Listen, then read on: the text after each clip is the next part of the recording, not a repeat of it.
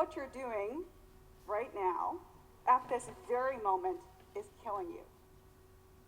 More than cars or the internet, or even that little mobile device we keep talking about, the technology you're using the most almost every day is this, your tush. Nowadays, people are sitting 9.3 hours a day, which is more than we're sleeping at 7.7 hours.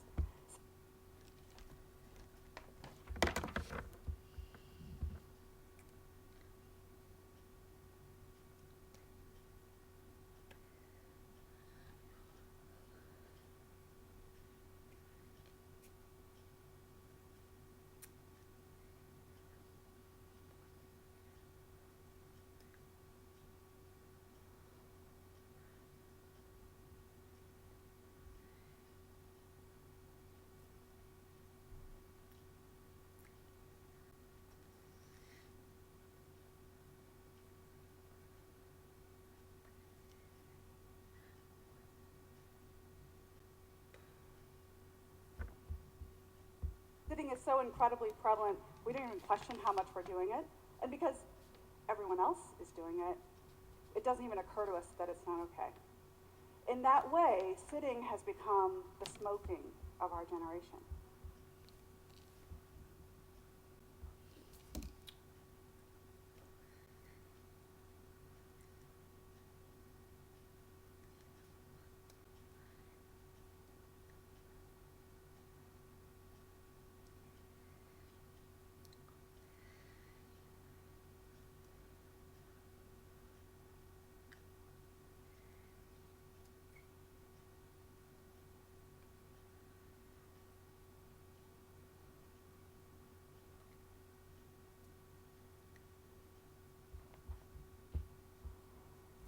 And of course, there's health consequences to this, scary ones, besides the waste.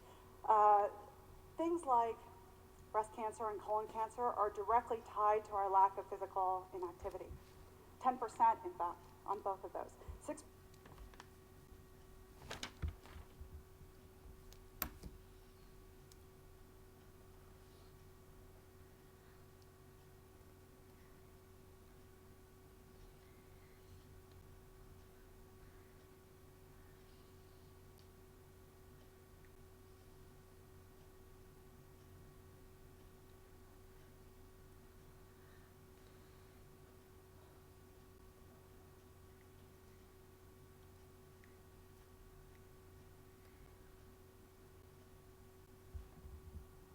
percent for heart disease, 7% for type 2 diabetes, which is what my father died of.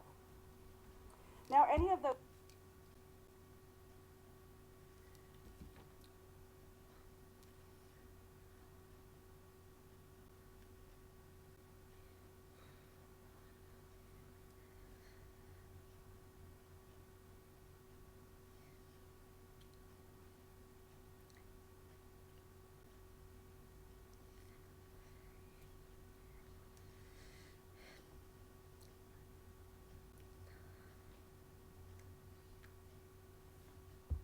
stat should convince each of us to get off our duff more, but if you're anything like me, it won't.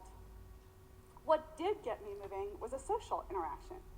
Someone invited me to a meeting, but couldn't manage to fit me into a regular sort of conference room meeting and said, I have to walk my dogs tomorrow. Could you come then? Seemed kind of odd to do.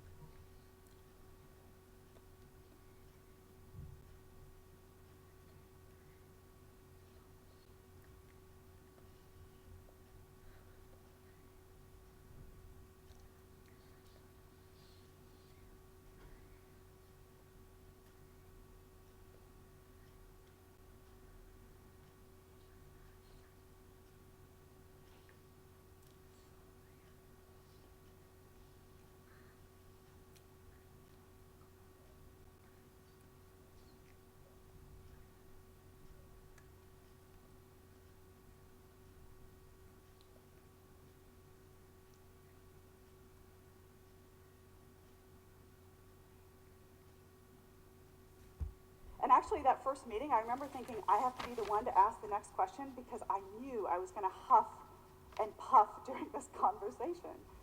And yet, I've taken that idea and made it my own. So instead of going to coffee meetings or fluorescent lit conference room meetings, I ask people to go on a walking meeting.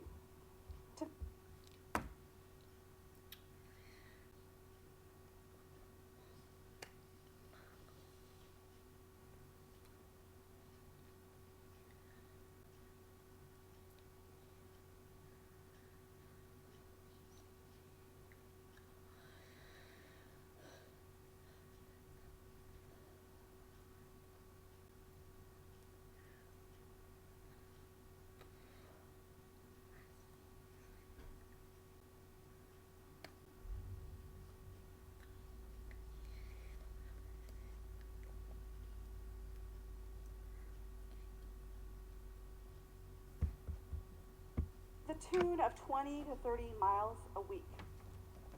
It's changed my life.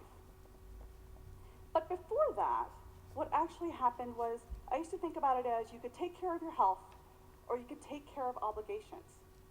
And one always came at the cost of the other.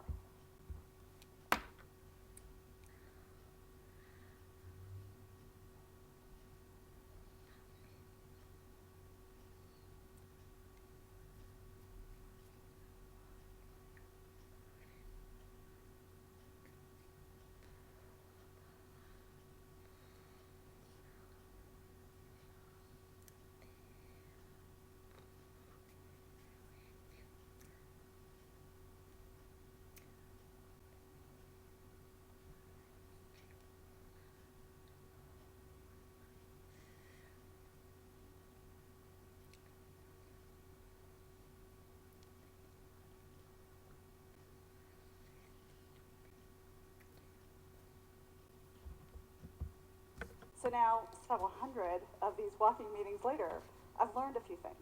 First, there's this amazing thing about actually getting out of the box that leads to out of the box thinking. Whether it's nature or the exercise itself, it certainly works.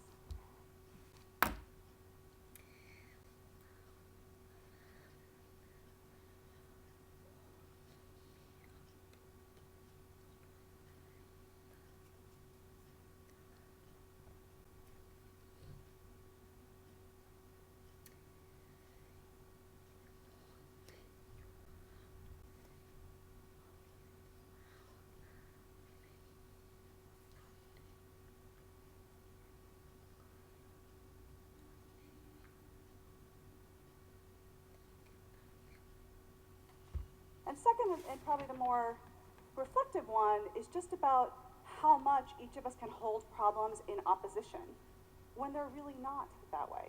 And if we're going to solve problems and look at the world really differently, whether it's in governance or business or environmental issues, job creation, maybe we can think about how to reframe those problems as having both things be true.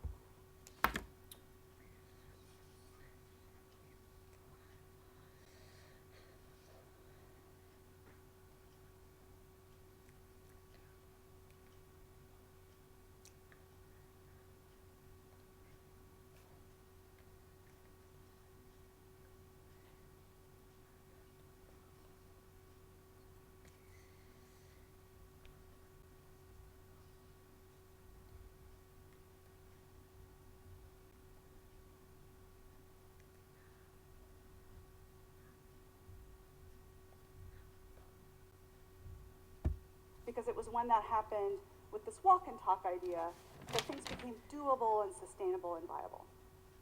So I started this talk talking about the tush, so I'll end with the bottom line, which is walk and talk. Walk the talk. You'll be surprised at how fresh air drives fresh thinking, and the way that you do, you'll bring into your life an entirely new set of ideas.